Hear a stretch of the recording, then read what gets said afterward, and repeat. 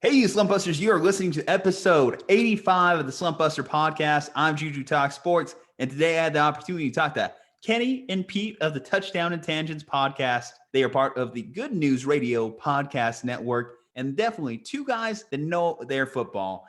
Certainly, we talk about Matthew Stafford and his recent trade to the LA Rams.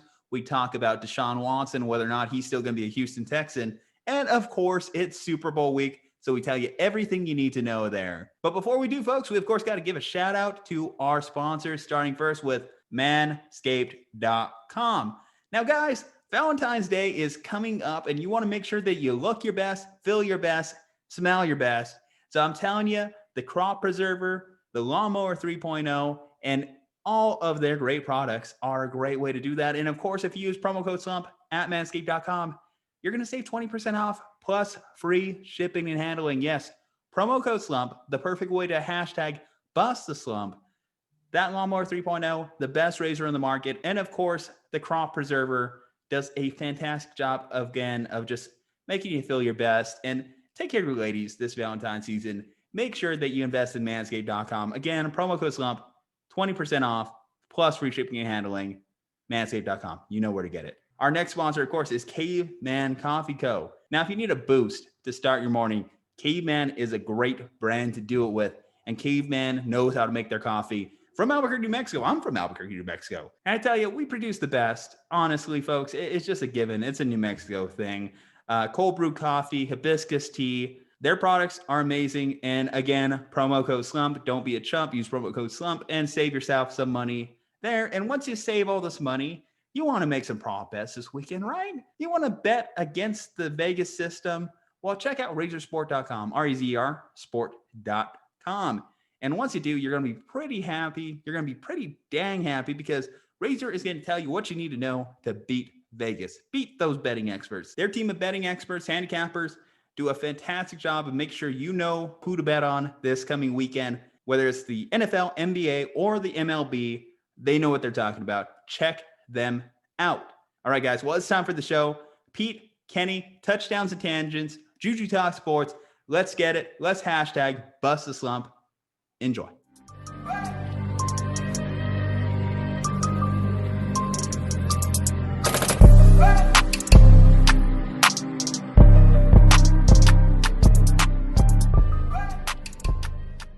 "2020 was a year filled with bad news, and that is why it's time to bring you some good news. Bring on two gentlemen from the Good News Radio Network. I got for you Kenny and Pete, Touchdown Tangents. How's it going, guys? Welcome to the Slumpbuster. What's up, Julian? Glad that we could finally connect. I know we've been going back and forth for a little bit, so good to finally be on here.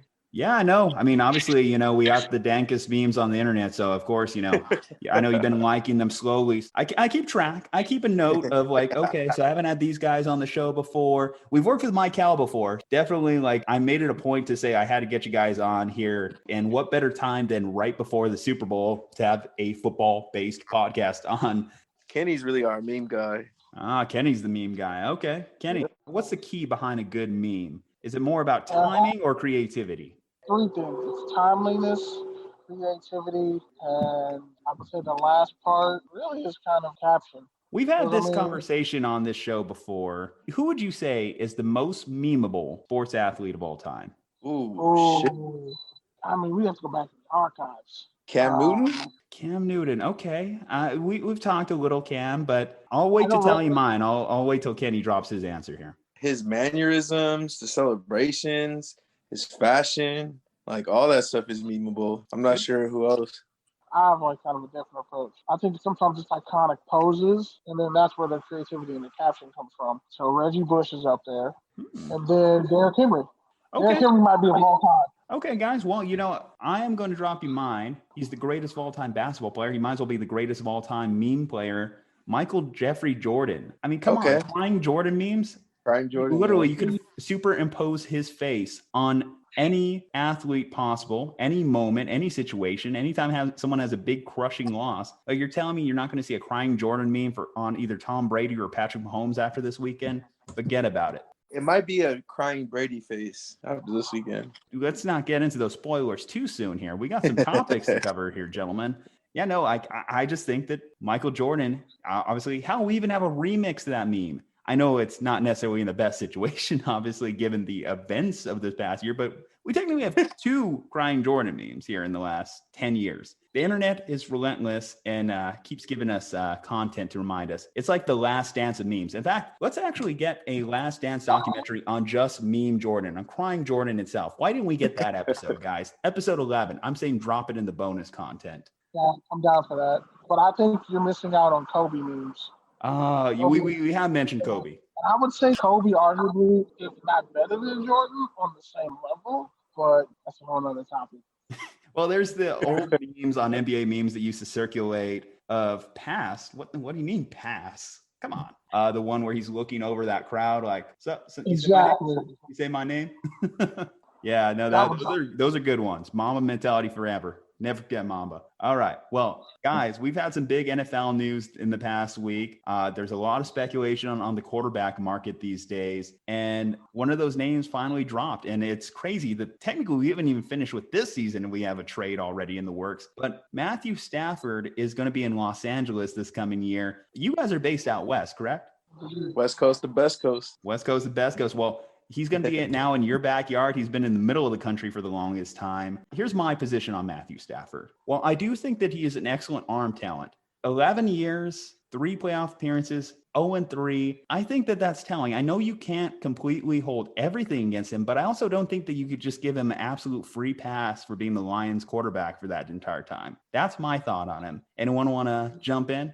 I've been pro Stafford a lot longer than Kenny has, just off the fact that he's one of a handful of quarterbacks to ever have put up 5,000 yards. In addition to that, he did it in Detroit, which we all know is one of the most historically worst franchises ever. So I give that man props for that. In terms of his impact with the Rams, I think it's really going to depend on what else they do in the offseason, right? Because when Stafford has really thrived, it's been with big targeted receivers. You know, Marvin Jones, Calvin Johnson. And right now, the closest thing the Rams have to that is Cooper Kupp. He's a big body, but he's more, shifty, kind of dirty work sort of player than the absolute, I'm going to moss you, deep threat kind of guy. So it'll be interesting to kind of see what the Rams do there. Now, the other part of it is they are giving up a lot of dead money to get rid of Goff. And with the cap going down, they're expected to be anywhere from like 25 to 35 million over the cap. So that means they're going to have to make some cuts. If you look at the roster, the O-line is probably the easiest place to make those cuts. But their O-line was also kind of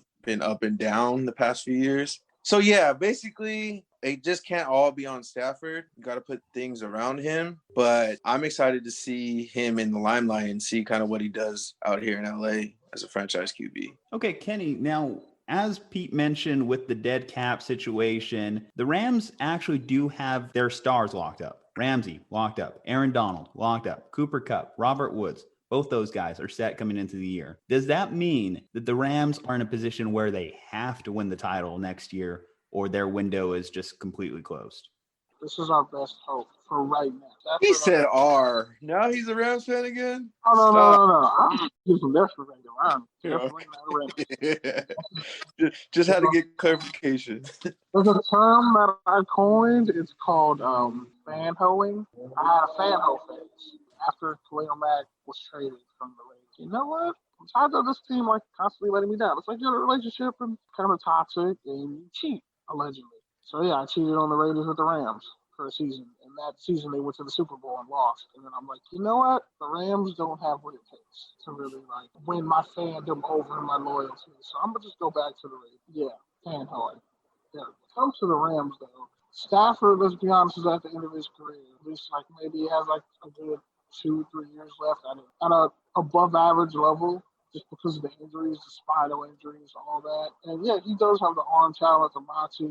He was humbled in Detroit. And yeah, early on I wasn't high on Stafford because he was arrogant, he was stubborn. He's like, I'm just going to depend on my arm talent. And it's like, dude, you're in Detroit. Like Aaron Rodgers can get away with leaning on his arm talent. He can't. Got to be more conservative with the ball. And I think Jim Caldwell saved his career, honestly. Jim Caldwell saved his career, and when you get Kenny Galladay, who's a big target, the Raiders also passed on him, but that's a whole other situation. And then you get Golden Tate, Like, they had like 3 good receivers in Detroit at one time. Any one of them could have went over 1,000. When Matthew Stafford just had to be a distributor of the ball, you could see he could do it, but he could also win you games that you had no business winning. So you put his experience, moxie, this stage of his career, everything he's done, and his philanthropic efforts in Los Angeles, he's a perfect fit. If you take it back to when Stafford first came out of Georgia, Goff first came out of Cal, Stafford was automatically like a blue chip.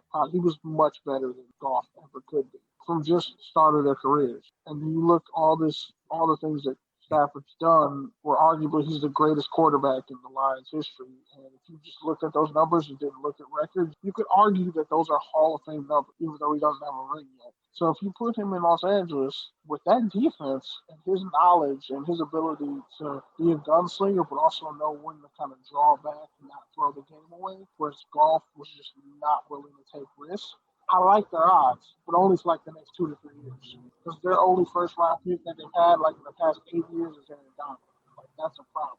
Okay. Where I'm kind of coming from too is you mentioned Stafford coming out of Georgia versus Goff coming out of Cal. The problem with that is you're not getting a 20-year-old Matthew Stafford. You're getting the 34-year-old version that's been in Detroit for over 10 plus years. After a certain point, I have to wonder if that becomes your identity. If Stat Padford is forever your identity, because again, the 5,000 yard seasons, that's why he has that nickname, because we've seen a lot of seasons like that from him. We've also seen him have below 500 records, the majority of them. And as the quarterback, let's face it, he does have one of the biggest impacts on the team compared to other positions. We're not talking about just a Calvin Johnson wasting away on a bad Lions team. We're talking about a quarterback. I've seen quarterbacks go to situations, even Jimmy Garoppolo on the lower end, and I know his name came up in trade discussions. When it comes to him, he went to a 1-10 team, won 5 straight games, closed out the regular season a couple of years ago. A quarterback can change around a roster and a mentality, and I wonder what kind of mentality Stafford's going to have coming into the Rams organization. At that point, I'm hoping that more Sean McVay takes over than Stafford, because I feel he has to unlearn some bad habits that he may have learned in Detroit.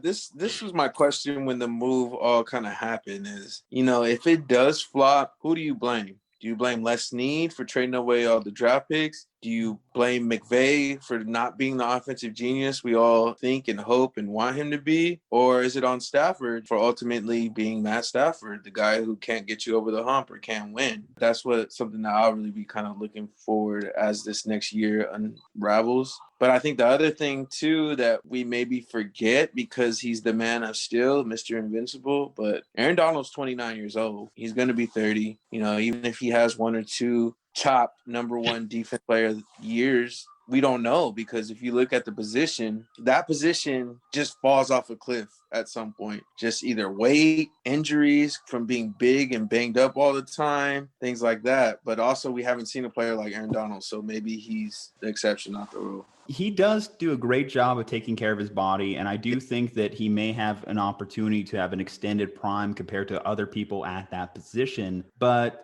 you're right. How many more years can you play at that level of football, at that position? Because it's not quarterback. He's taking hits on every single play. He's going against the best offensive linemen on every single play. I know they'll do some stuff to move him around, but there has to be players that could take the edge off of him. And as their cap continues to go up, as they have less money to move around with, they're not going to be able to surround him with the best. And that is going to be a problem for him moving forward. That's what I'm saying. This year, with the Matthew Stafford deal signifies to me, this year's the Rams' Super Bowl window. If they don't win it, they're not going to have the opportunity to do it again. No team has won with a quarterback taking up over 13% of the cap since Steve Young was in the league. And that's what Matthew Stafford would become. And when you look at that Rams defense, let's be honest, they pretty much built everything on the foundation of Aaron Donald. It's easier when you look at like the Chiefs defense or the Niners defense when they got to the Super Bowl. It wasn't based off one guy. It was based off concept pressure. That's why I think Aaron Donald's better off in a 4-3 defense, because he needs help. I mean, they got Terrell Lewis, good young player. Like, they have guys who are scheme versatile. And I think they'd be better off switching back to a 4-3, because you put the guy's a 3-4, he's a 3-4 defensive end, like as a 5 technique, or even if you're stunting guys, like that's a lot on 3 down linemen, and then you're constantly trying to figure some amalgamation with your linebackers and schemes and blitzes and coverages. Like, no, you need another body down there to take the edge off of Aaron Donald. That's not even to mention, too, that they just made the switch at defensive coordinator with Raheem Morris as well, considering Brandon Staley literally just got poached after 1 year. Yep. Like, I think when I look at Khalil Mack and Aaron Donald, they're clearly going to be tied together. And if you look at the Bears and the Rams, they really just said, you know what, we're just going to rely on only this dude to make plays for us and not really put much else around him. And I think that's how you ruin a star. That's how they ruined Barry Sanders. That's how they ruined Calvin Johnson. When you say, okay, we're only going to rely on this person, we just put marginal or somewhat good talent around them, and then we'll figure it out everywhere else. Like, okay, Jalen Ramsey's a corner. He can only do so much. And elite corners don't necessarily win the Super Bowl. Elite defensive line play wins in the Super Bowl. Look what Chris Jones did for the Chiefs. But guess what? There's a guy next to Chris Jones, Frank Clark. They have an athletic linebacking core, an athletic safeties. The Rams really have to look and say, we can't put all the pressure on this one guy to do everything. Just think about it. The Rams' best bet to win the Super Bowl was when they had Gurley. Now you have Cam Akers. You got lucky, but it's like it's going to be more about the offense needs to do enough to bail that defense out. Because the defense has been holding firm most of this run with the Rams.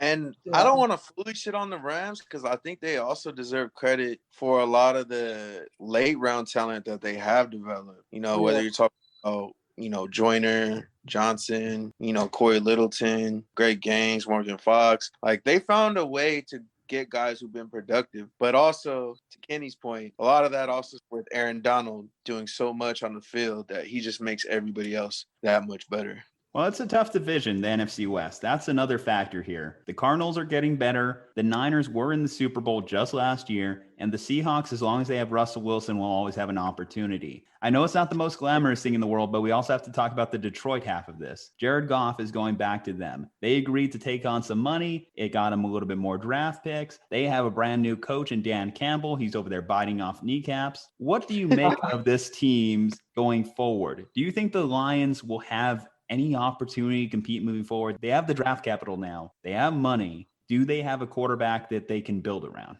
Yeah, I would say yeah, for the sense that offense doesn't need to be some world beater. You just need to get the ball in Kenny Galladay's hands. They bring back Marvin Jones, get the ball in Marvin Jones' hands. And T.J. Hopkins need to hand the ball off to the two great young running backs, Kerryon Johnson and DeAndre Swift. This offense honestly fits Jared Goff better than the Rams offense does. Because, dude, you don't have to throw it deep downfield. You just need to get it to our playmaker. Whereas the Rams, they have to do a lot of scheming. Let's be honest, Robert Woods is a great receiver, great route runner. He's not a burner, but he's going to give you everything he has. Cooper Kupp isn't a burner. He'll give you everything he has, but you need to scheme up everything else with the routes, the combinations, the dummy movement, all that. But the Lions, the offensive line is actually pretty good for the first time in a while, and you got a ton of draft capital. So really, you just need to draft great players, put them in positions to coach guys up. Hopefully the Lions don't fudge this. Hopefully they take a book out of what the Cleveland Browns did and actually draft good to great talent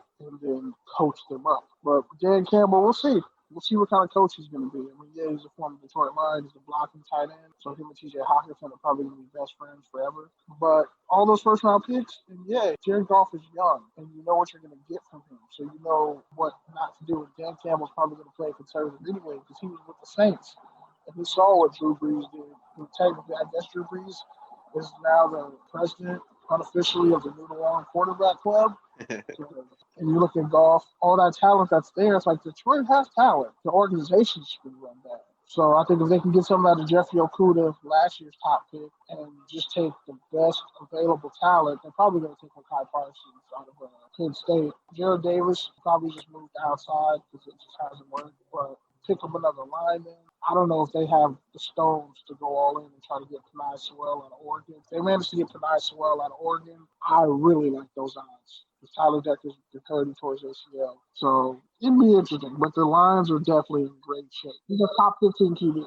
If I told you a 25-year-old quarterback who just played in the Super Bowl, who has a winning record over his career, if I told you your team was getting that, you would be excited. And I think we'll kind of downplay that, and I get it, because when Goff came out, you know, it was kind of like a down year in the draft, and people were like, oh, Goff and Wentz, and now Wentz is going down, so that also kind of like brought Goff's value down. Let me ask real quick. Go ahead. Why did the relationship between Les Snead, Sean McVay, and Jared Goff go downhill so quick after that Super Bowl, though? You're talking about, like you mentioned, a 25-year-old quarterback coming off a Super Bowl with a winning record. Why is it that they were so quick to throw him under the bus? Was it just a feeling of being trapped? You got to go back to the beginning, which is he came in the Jeff Fisher era, right? So McVay didn't pick him. McVay just kind of came in and was like, okay, this is what I can do with him. Well, he did it. He got to the Super Bowl, and then it was kind of like, well, okay, now Goff is going to take the next step, and the Rams are going to be even better. Well, Goff never made that next step, and part of it isn't all his fault because the receivers didn't necessarily get better. Yeah, you got some young running backs, but are any of them better than a peak Todd Gurley? You know, yeah, the defense got a little bit better, but that was just this year, and we saw Goff's game change. So really, it just comes down to kind of ego. McVay wanted to make a change. Same reason why he fired his coordinators last year. Not because they were bad. It's his show now. Now he doesn't need those veteran coordinators anymore. Now he doesn't need a game managing quarterback. Now he needs a risk taker. But yeah, we'll see. He manages his whole team now. Before it was like he came in as offensive genius. Now he's trying to play manager for the entire team. See how that works. Okay, well, let's just close this segment on this. Who was the winner of the trade? Pete, you go first. I think it's the Lions based off the picks.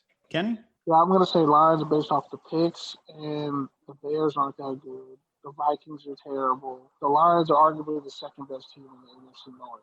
And coming into this draft with all these first-round picks, as long as you're not stupid and they don't mess it up, the Packers decide to be stupid and somehow fudge Aaron Rodgers, the Lions could easily steal the division next year. This is a message brought to you by the Foundation for a Perfect Package. Why do I need Manscaped? Why do I need Manscaped? Why do I need Manscaped? Because the only frill I want is the one up top. Because being in a relationship is not an excuse to be lazy.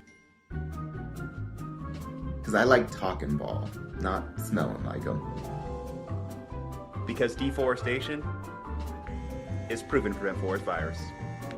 Manscaped is the only brand dedicated to below-the-waist grooming. Manscaped's Crop Preserver guarantees that you smell your best all day long. Manscaped Boxer Briefs are the most comfortable underwear on the market. Manscaped's advanced skincare technology makes nicks a thing of the past. Manscaped is the #1 in men's grooming. Subscribers get 2 free blade refills every 3 months. Get 20% off plus free shipping and handling with the promo code SLUMP at manscaped.com. That's the promo code SLUMP at manscaped.com. Get your Lawnmower 3.0 today. We are the Slumpbusters. And we approve this message.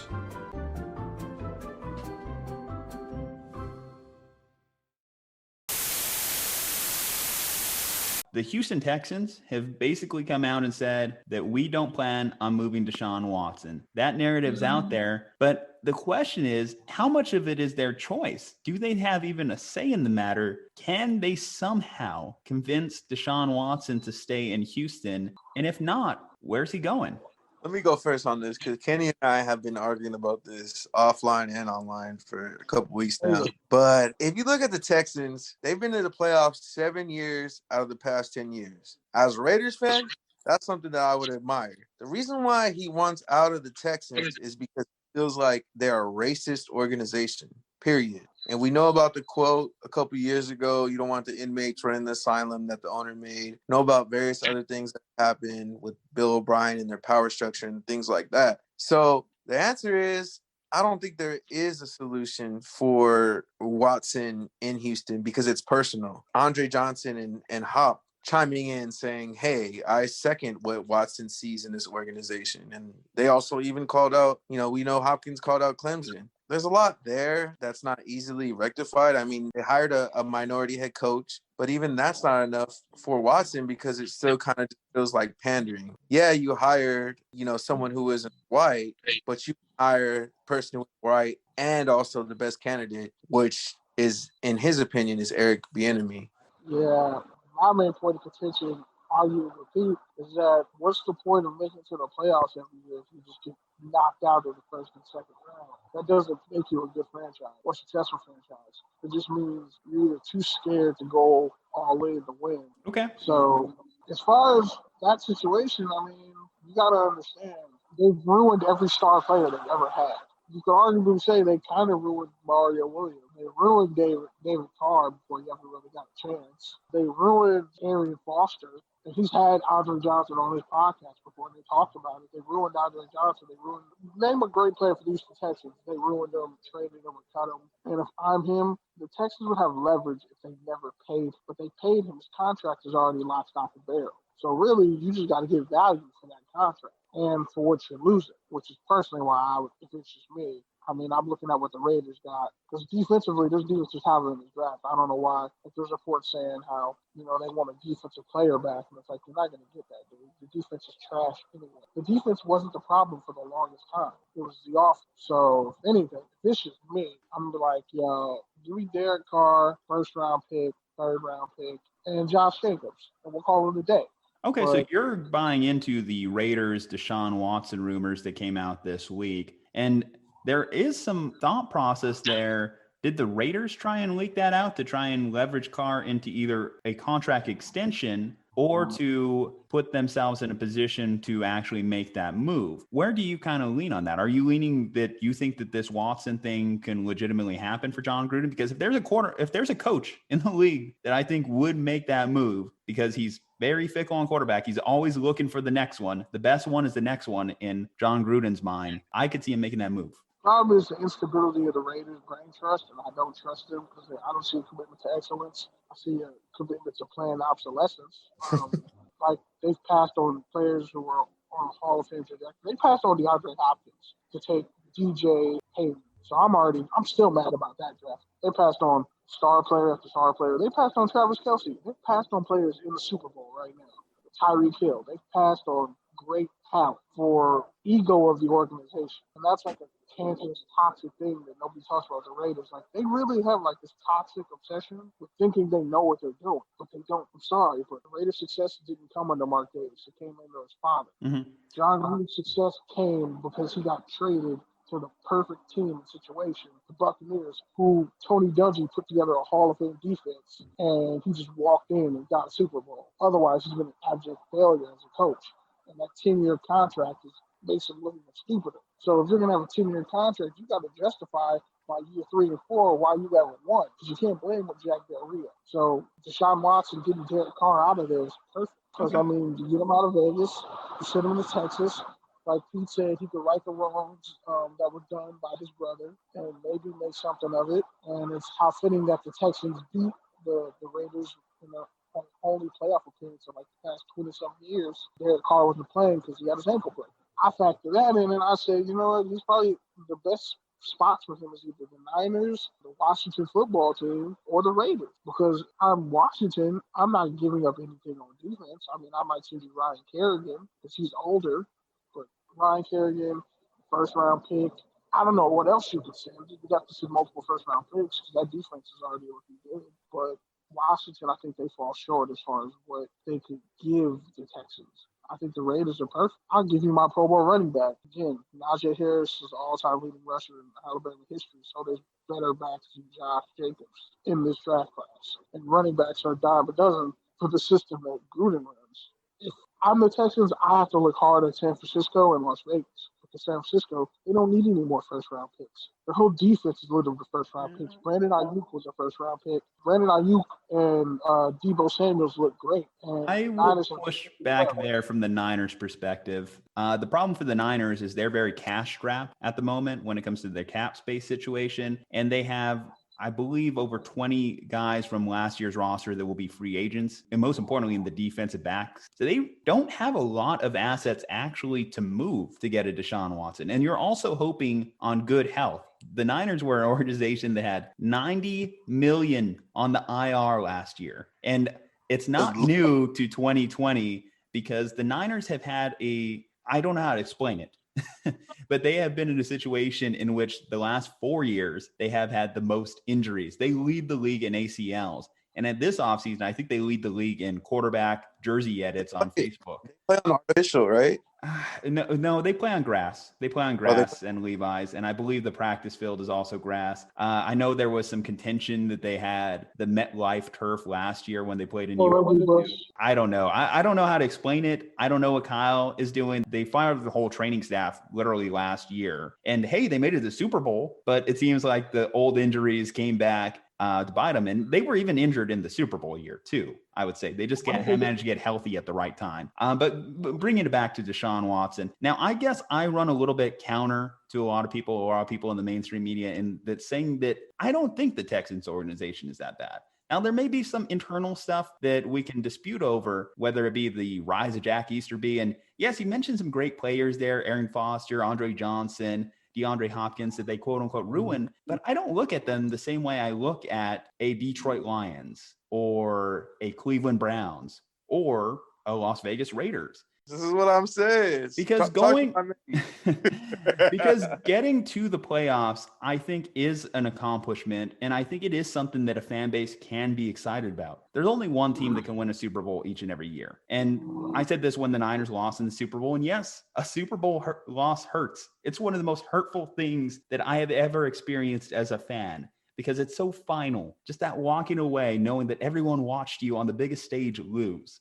But the fact is that my Niners made it to the Super Bowl. A Bengals fan can't come up to me and talk trash about my team losing into the Super Bowl when they finished with a 2-14 record. And I think that when we talk about the hierarchy of the NFL, the hierarchy of bad organizations versus good organizations, I think that an organization that can consistently make it to the playoffs is in a better spot. That's why, actually, and I know this is controversial here, I thought Bill O'Brien was a good coach. What I will say about that is he was a good coach, but a bad GM. I think anytime you give a coach complete control of the roster, it just spells bad news. There's not a lot of organizations that have done well doing it. You could say Bill did well with it in New England, but the problem with the hoodie in New England was eventually his draft picks took over and Brady seemed to be steering the ship. And we'll get into that, I'm sure, when we get into the Super Bowl predictions here. But as far as Bill O'Brien, you look at his track record, what he was able to do also at Penn State, and the fact that even without Deshaun Watson, that team was making the playoffs. I think that was a credit to him. Now that you fired Bill, now that you have Deshaun Watson pissed, now that you're in this position where you don't know who exactly is, and you got like the 10th coach, 20th coach, 30th coach in line for interviews,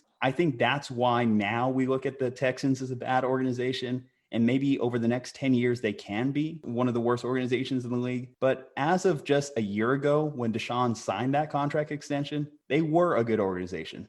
And to Kenny's point, I think the pushback is something that we're just having in society in general, right? It's no longer just good enough to get results. It's no longer good enough to just appear like everything is fine. Watson, he looks at the NBA and sees the player empowerment there, and he looks at his situation and he knows the past behaviors of how these other stars have been grinded down and washed out. And he doesn't want to be 29, games starting to show cracks. You know, now he just has to go wherever he can. Right now, he's 25 years old, and essentially there's at least 20 teams that could use him. So, hey, you know, if Carson Palmer could do it, you know, why can't I do it? People have called me Michael Jordan. You know, I don't want to waste away here. I don't want to give my best years to this organization because our values, you know, don't align. Well, would you say, though, if we're going to use the Michael Jordan comp, Michael was with the Bulls when they were a bad franchise, and then they ended up winning in his later part of his career as they continued to build, versus Deshaun, who would be leaving the organization when times got a little bit tough. People would say that's more LeBron-esque than Michael Jordan. And I'm not a huge Michael Jordan guy compared to the LeBron debate. That's been discussed for years. We've seen Skip and Shannon go at it for decades, and I am so tired of it. But I would at least say when we're using those comps, I would say Deshaun leaving at the first sign of distress in Houston sounds a little bit LeBron-like more than it sounds Michael Jordan-like to me. Jordan didn't like any coaching hires, right? But he couldn't say, I want out. It was just a totally different time versus LeBron. He could do that. I guess my thing is I get the player empowerment thing. I think that there are some positive qualities of it, But I do also want to say that I think it's also made the NBA a worse product. The fact that there is no attachment to players, there's a commercial that runs on national television that says, hey, if your favorite player leaves your team, you could trade your jersey back. I don't think that's a good precedent. And that's something that I don't personally want for the NFL, because I think the NFL is in a good position where it's good for the fans. The fans are attached to their team. And I think when we have this being more attached to the players than the teams, unfortunately, it kind of dilutes the product. And that's why I think is one of the biggest struggles of the NBA. The focus on making the sport more global than focusing on the teams and the fan bases themselves. My interjection, though, for that Jordan reference would be the Bulls didn't trade Scottie Pippen in his prime. They traded, obviously DeAndre Hopkins is more Jordan than Scottie Pippen, but they traded DeAndre Hopkins in his prime and didn't get a first-round pick back. They traded multiple players and didn't get first-round picks back. They gave up a third-round pick to get David Johnson. David Johnson, I don't even think he hit 1,000 yards. J.J. Watt has even told Deshaun, man, they wasted J.J. Watt's career. Let's talk about that. Even with his injuries, they waste, J.J. Watt was Aaron Donald before Aaron Donald, playing essentially three techniques. He's really a massive defensive tackler, but defensive end athleticism. He's playing on a 3-4 defense.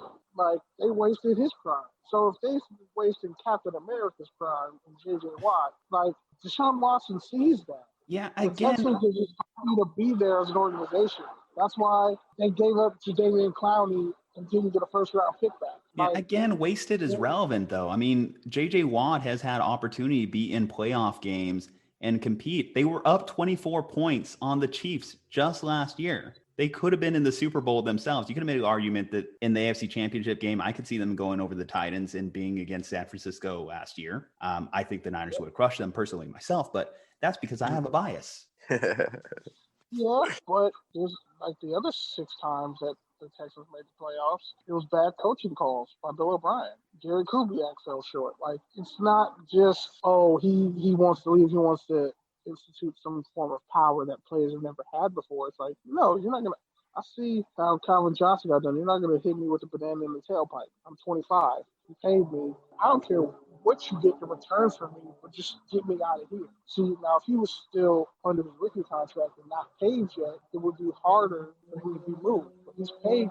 His contract is pretty friendly. And if they want to send him to Miami and get back a Tua Tagovailoa, or they want to send him to the Niners and maybe get, a Solomon Thomas, a Garoppolo, a first-round pick, that's fine. If you want to send him to Oakland and you get a Derek Carr and a Josh Jacobs, you're not starting from zero. And I think the Texans don't want to start from zero, but it's you're just happy leveraging all of Deshaun Watson's talent instead of actually building something around him. He was playing at Clemson. He wasn't doing everything on his own. He got a lights-out NFL-loaded defense. Well, that's the difference between college and the NFL. College, you can afford to do that. We're in a cap-structured league, and you mentioned it. He has gotten paid. And I mentioned that stat earlier. No quarterback that takes up over 13% of their team's cap has won a Super Bowl since Steve Young in the 90s. Steve Young won in 94. I was born in 94. Tells you a lot of where we are and the difficulties of trading away such capital, because I feel as though Deshaun could end up in the same spot where, yes, the team's going to the playoffs consistently and maybe losing the first couple rounds, but is he going to go to a team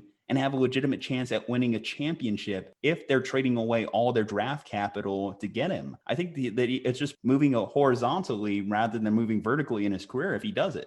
And I agree with you too, but that's why I say it's a personal thing, because he's even considering the Jets at one point. There's some shit there, bro. Nobody's trying to go to Trevor Lawrence ain't trying to go to the Jets. He's trying to get the fuck out of Houston. That's saying a lot. Think about the dynamics of Houston as a predominantly black city and the ownership of the team. The only way, and I was going to say this tonight on the show, but honestly, I think a surprise move that I think Deshaun Watson will be okay with is if he got traded to the Cowboys. They don't pay Dak. They take on his contract. They give up Ezekiel Elliott. I could see Jerry Jones trading Ezekiel Elliott. We have seen some dark horses appear in trades sometimes, and sometimes dark horses seem to have the best opportunity of actually pulling it off, because we hear the Jets, we hear the Niners, we hear the Dolphins, but a Cowboys out of nowhere, that would be the move. You think Jerry Jones won't do? You think he won't trade Sean Lee? You think he won't trade him in a heartbeat? Trade Sean Lee maybe Nobody one of those wants- wide receivers. They don't Nobody need wants- all three of them. They don't need Gallup, CeeDee Well, look at Lamb, and Amari Cooper. No. You keep them. You just All trade three. Zeke. Yeah, I mean, we No, saw some Tony people- Pollard do well. Exactly. The Cowboys is the perfect time to get rid of Ezekiel Elliott. His numbers have gotten worse every year he's been in the league. Plenty of excuses. Yes, he led the league in fumbles. Yes, the team was horrible. Andy Dalton's terrible. But shit, I trade Andy Dalton with him. Here, you can have Andy Dalton, first round pick, future second round pick. Yeah, Zeke, Dalton, first, future second, and Sean Lee. Okay. And then you give me like a fourth round pick. I'm telling you, if Dallas does that, Houston just has to say, hey, Dak, you want some money? Okay. I mean, I guess I'm a little bit so on the return. Like, if Bill O'Brien was still the GM, I'd say trading for a declining running back just sounds right up his alley. But as it currently stands, I guess we'll have to see what Nick Caserio wants to do with that organization. I think you have to get more rising stars in that deal than declining stars. And Sean Lee, he hasn't been on the field consistently in the last 5 years. So I do think that that's one of the big holdups with that one. But, it's exciting times. I mean, we have a lot to talk about with the NFL. I know, hey, it's always disappointing. I feel for the Houston Texans fan base too. They're just in my backyard. I'm out here in Austin, Texas myself. So going to Texans games next year without Deshaun is going to be a little bit of a bummer. I'm LeBron James. No, I'm not. But I'm the king when it comes to sports betting. Bet Razor. RazorSport.com.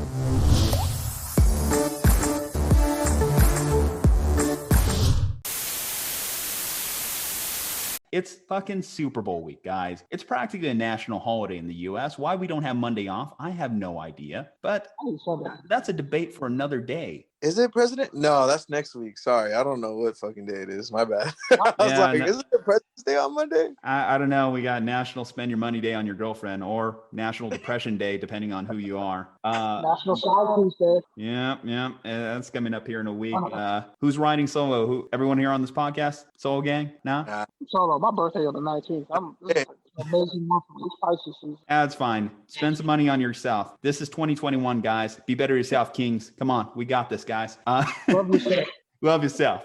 All right. Well, the narrative train that's going off this week, of course, is passing of the torch. Tom Brady, already 6 Super Bowls, an established star, an established Hall of Famer, practically deserves his own wing inside Canton, versus Patrick Mahomes, who in just 3 years of starting has an MVP, a Super Bowl trophy, and is going for number 2. You want to map out your first 3 years of starting? That's the pace. At this pace, I mean, hell, he's going to pass Brady if that career trajectory holds up. I guess it all starts with this. I've heard this also referred to as speaking of that LeBron-Jordan debate, the LeBron-Jordan debate that the NFL can bring that the NBA can't. And I'm excited for it. But let's talk about both these teams first and why they're even in the Super Bowl. So who wants to take on the Chiefs? Tell me why they're here in this moment, and then the other one of y'all can take on the Bucks. I got the Chiefs. Okay. Kenny with the Chiefs. Let's hear it.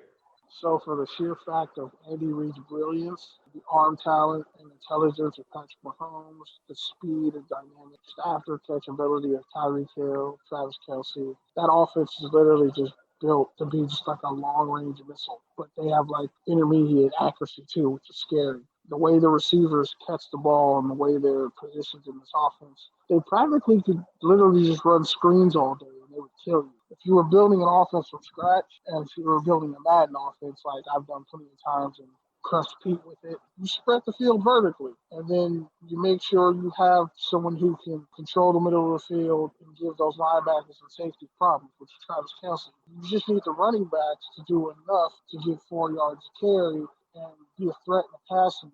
And there's no one person who can really double in this offense. It's essentially foolproof to where you can't really scheme against it. You just have to stop them and slow them down enough. Now, on the other hand, that defense is built to pretty much, win a bar fight. They're not going to be the best overall statistical defense ever, but they have playmakers at every level that feed off each other. They have a pass rush that can generate pressure. They have athletic linebackers who can cover in space and do enough to stop the run. They have DBs who are smart and versatile, who not only can take away the ball, but sometimes an incompletion or, a batted pass is more demoralizing than getting stopped short on the goal line. Like when you're trying to outpace an offense that can score 40 a game whenever they feel like it, and the defense knows that, so they know and they're always in a perfect position to make a play, it's almost nightmarish.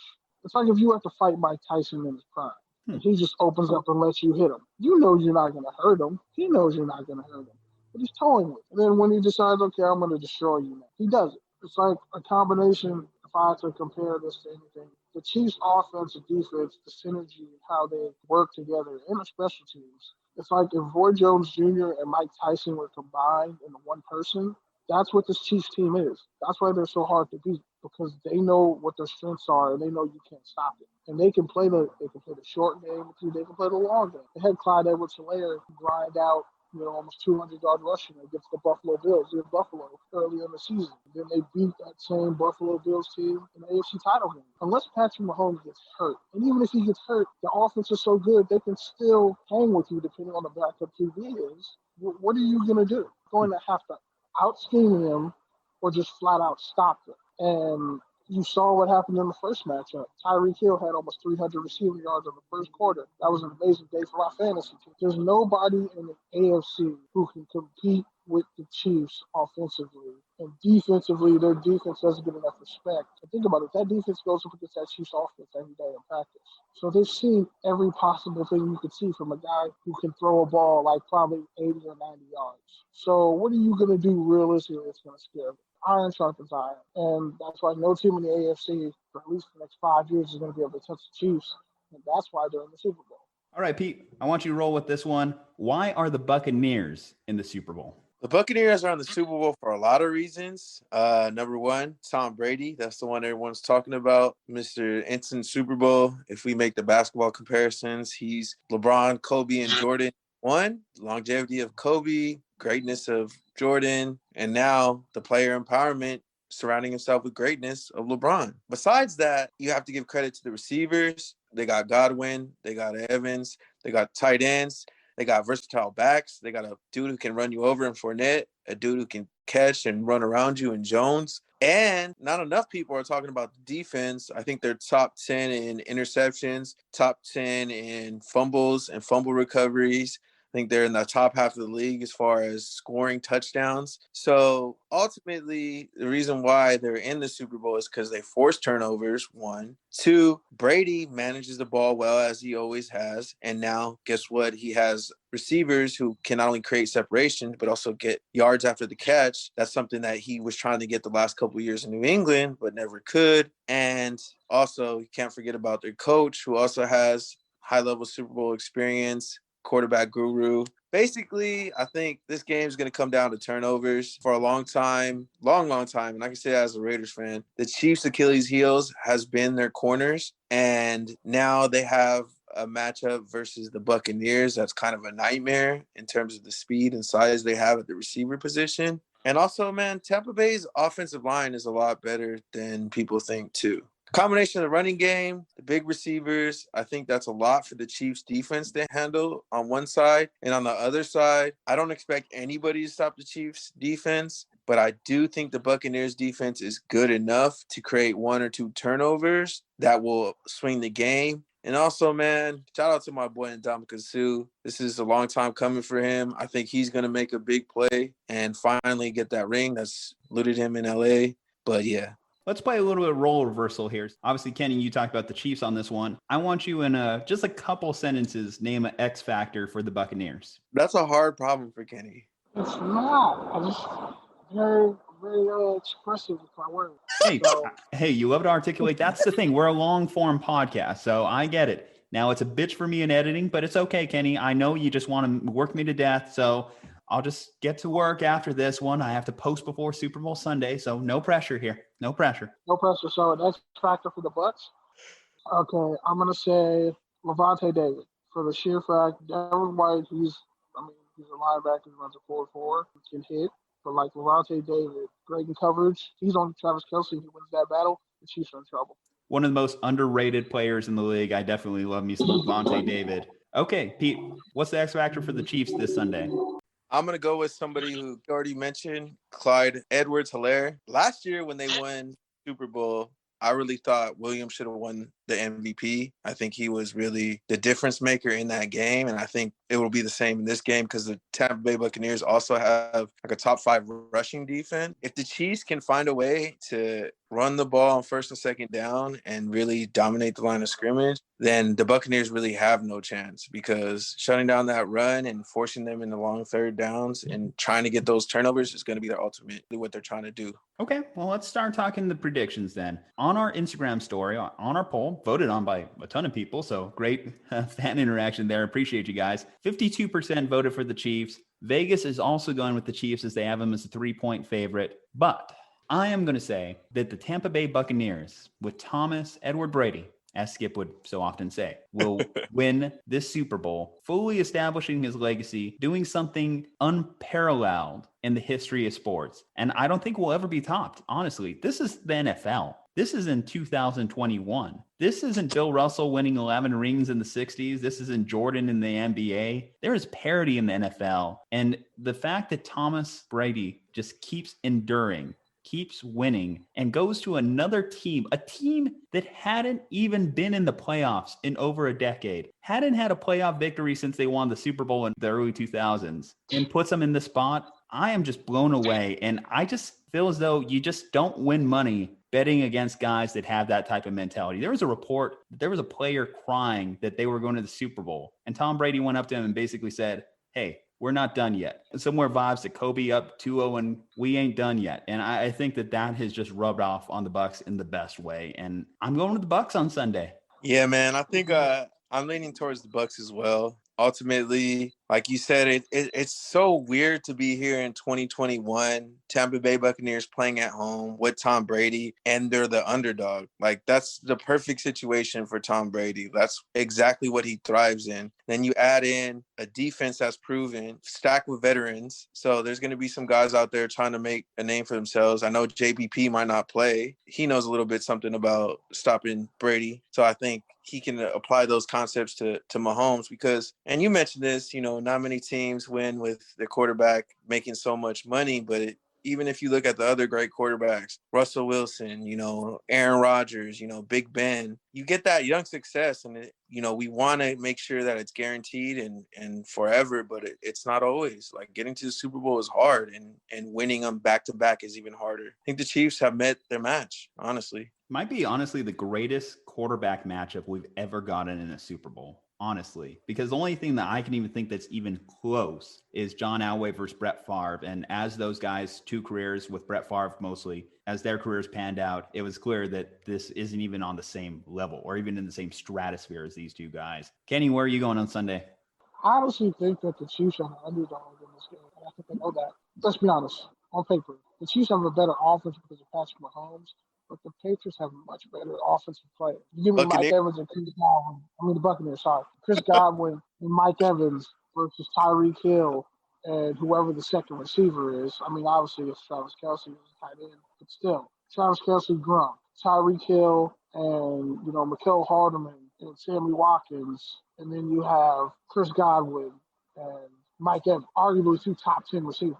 So it's going to be probably the highest scoring Super Bowl ever. And while I'm never counting out Tom Brady, I think Patrick Mahomes' legacy is going to be forged on the back of this game. You're not going to be able to deny him. I look at it like when Aaron Rodgers beat Ben Roethlisberger in the Super Bowl. Like, it was just Aaron Rodgers' time. Like, you say Rodgers should have more, and everybody thought Rodgers and Brady were going to have a Super Bowl at one point, but that never happened. This is like that Kobe and Jordan never met in the final. This is Mahomes. This is Brady. I got to go to Mahomes because I think Andy Reid, he sees Brady. He's like, you ain't got Belichick with you now. And let's be honest, Arians is a great coach, but he's not better than Andy Reid. And Andy Reid, now that he has a thirst, he has that Super Bowl off his back. Like, I think he's reached a whole other plateau. And Eric Bieniemy, who should definitely already be a head coach, I think they're going to have the play call of their life. And you got to remember, Le'Veon Bell is over there. Yeah, they have Antonio Brown for the Bucs, but Le'Veon Bell is hungry too. A bunch of running backs like this. I got to go Chiefs. I just think Mahomes is going to solidify his legacy. And I think they'll pull it out somehow. I don't know how. Yeah, if there's any thing that gives me any pause in my Super Bowl pick, the only thing I would say is you mentioned Andy Reid a couple of times. He would be kind of like my X factor for the Chiefs there. Compared to Bruce Arians, I think the coaching advantage is very pivotal. even when it comes down to the coordinators. Actually, I do think a fun coordinator matchup there, though, is Eric Bieniemy versus Todd Bowles. Both are very good at what they do. And you speak about two coaches that Todd Bowles had his opportunity to be a head coach in the league. Obviously, Eric Bieniemy is looking for it. But two of the stronger minority candidates certainly out there. They're going to be going head-to-head on Sunday, more specifically, too. And this is just a Super Bowl that there's tons of stories to go on. First of all, I just want to say before we kind of like start closing out this episode, the fact that we're at this point, that we're watching a Super Bowl after all the bullshit, all the drama related to COVID. Is football going to be canceled? We were talking about it like any other show when all this stuff started breaking out. And we're here. We saw all the games. We had all the action. We had some quirks. We had some weird things. We got to see an Army, Navy, Saints, Broncos game. We got to see a game moved on Wednesday. This is the first year in league history that we saw football on every single day of the week. And we're here. We're at the Super Bowl. We have two of the greatest quarterbacks of their generations and may go down as two of the greatest of all time going at it. And I got to say, I thank Roger Goodell. I thank the players. I thank the NFLPA. I thank the fans that could go. I thank everyone that made this a possibility. And of course, I thank our listeners for tuning in and enjoying like our coverage over the NFL season. Obviously, football is huge. Football brings us together. And I'm so glad that even though we might not be having Super Bowl parties in the same way we'd like on Sundays, we're all going to be together watching. And that's going to feel good on Sunday. Get off my soapbox for a minute there. Had to wax poetic. It was wonderful. It was wonderful. All right, guys. Well, here's how we like to close the show. So obviously you guys are two first-timers on our podcast. We like to ask all our guests favorite all-time sports movie. There's two of you. So obviously you guys take turns. Tell me favorite sports movie and why. We can kind of talk about it a little. I'll go Rudy. My grandpa's name was Rudy. He was a high school football legend, and he just always embodied that same kind of work ethic, regardless of size, regardless of whatever. Be the best at what you do and outwork everybody. So Rudy's number one for me by far. And cheer for Notre Dame. Trash, bro. Don't even talk. Every time they get a big game, they lose. Never mind. I'm not even saying Notre Dame. I could do it all day.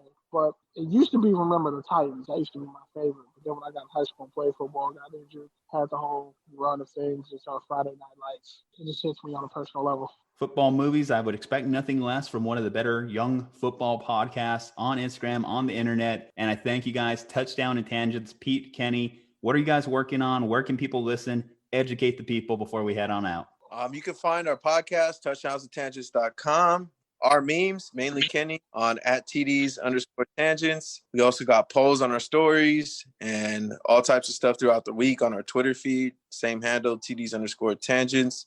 Kenny just put out a dope Senior Bowl recap, if you haven't checked that out, on FBC Raiders. And then I also just put out some stuff, touch points about tough cuts that are coming up in the offseason. So you can check that stuff out there too. I'm at Pete Certified, and he's at Ozo Grande. Make sure you check us out on Anchor too, Touchdowns and Tangents Overtime. We were at the Senior Bowl last year in the NFLPA game. We interviewed a ton of athletes, plan on interviewing some more, some XFL players.